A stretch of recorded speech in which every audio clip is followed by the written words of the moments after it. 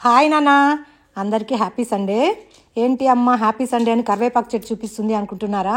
ఈరోజైతే మనము మన ఇంటి వంటల్లో కరివేపాకు చికెన్ ఎలా చేసుకోవాలో చూపిస్తాను, చూసేయండి. మరి ఇది 1 కిలో చికెను బాగా కడిగి పెట్టేసుకున్నాను.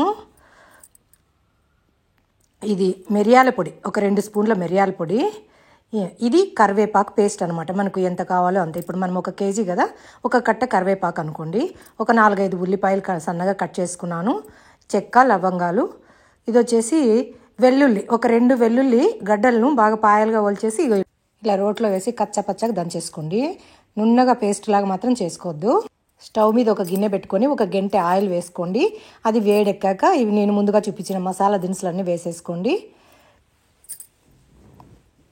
కొద్దిగా కరివేపాకు, మనం దంచి పెట్టుకున్న వెల్లుల్లి పేస్టు, అంటే కచ్చా పచ్చగా దంచిన వెల్లుల్లి పేస్టు వేసుకొని కొద్దిగా అట్లా దోరగా వేయించుకుందాము, అంటే పచ్చివాసన పోయే వరకు. ఫస్ట్ నేను కరివేపాకు చికెన్ అంటేనే ఎట్లుంటుందేమో అనుకున్నాను. నేను కూడా ఇది ఫస్ట్ టైం ట్రై చేసింది. ఇది మా పిల్లల డైరెక్షన్లో చేశాను.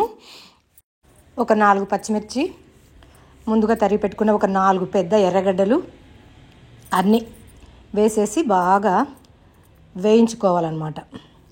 ఇది తొందరగా వేగడానికి కొద్దిగా సాల్ట్ వేసాను. దీనిలోకి ఎలాంటి గరం మసాలాలు వేయలేదు, కారం వేయలేదు, పసుపు వేయలేదు, ఏమీ వేయలేదన్న. చాలా అంటే చాలా, ఒక 4-5 పదార్థాలతోనే ఒక మంచి రెసిపీ తయారైపోతుంది. చికెను, కరివేపాకు చికెన్ చాలా అంటే చాలా బాగుంది. చూడండి, మీరు కూడా ట్రై చేసి చూడండి. అలా అన్నీ బాగా మిక్స్ చేసేసి కాసేపు మూత పెట్టేసి వదిలేద్దాము, ఒక 2 మినిట్స్ అనమాట. తర్వాత మూత తీసేసి మరి కొంచెం బాగా కలుపుకుందాము. దీంట్లోకి మాత్రం లేత చికెనే తెచ్చుకోండి నాన్న. లేత చికెన్ అయితే భలే ఉంటుంది. అన్నంలోకి, రొట్టెలోకి, అన్నిట్లోకి బాగుంటుంది. ఇది కరివేపాకు నేను ముద్ద చేసుకున్నాను అనమాట, మిక్సీ పట్టుకున్నాను. 1 కట్ట కరివేపాకు అనుకోండి, మొత్తం వేసేసాను నేను.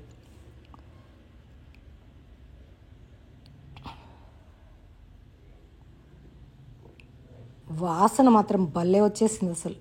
ఇది వచ్చేసి 2 టీ స్పూన్ల పెప్పర్ పౌడర్ అనమాట, నేను మిక్సీ పట్టుకున్నాను. మీకు అంటే మీరు రుచికి చూసుకొని వేసుకోండి. కొంచెం కారం ఎక్కువ తినేవాళ్ళు పెప్పర్ కొంచెం ఎక్కువ వేసుకోండి, తక్కువ తినేవాళ్ళు తక్కువ వేసుకోండి. ఉప్పు, పెప్పరే దీంట్లో, ఇంకేం లేదు నాన్న. కరివేపాకు పేస్ట్ అంతే. ఇది కొంచెం బాగా దగ్గరకు వస్తానంటే మగ్గాలి, కొంచెం పచ్చి వాసన పోయే వరకు. చూడండి, ఇట్లా కలర్ అంతా ఇలా మారిపోతుంది. ఆయిల్ కూడా తక్కువే వేసాను. ఇది 1 కిలో చికెను.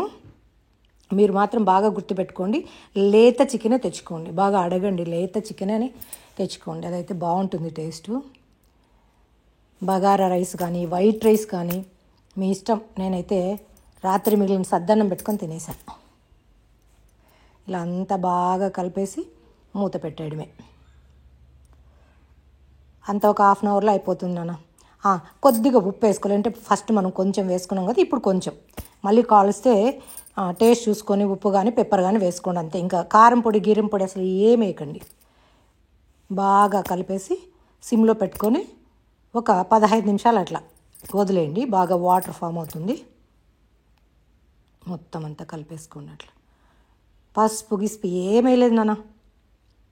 ఫస్ట్ మా పిల్లలు చెప్తే వామ్మో ఇది టేస్ట్ ఎట్టుంటుందో అనుకున్నా, కానీ సూపర్ టేస్ట్ నాన్న, చాలా బాగుంది. నేను ఇంకా అన్నము అయ్యేంత వరకు కూడా ఉండలేదు.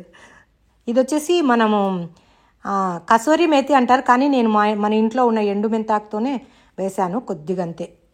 గిత్తిమీర ఏం వేయలేదు నాన్న. ఇది వాటర్ అంతా దగ్గర పడాలి కొంచెం అంతా. ఇది గోంగూర చికెన్ కలర్ వచ్చింది కదా నాన్న.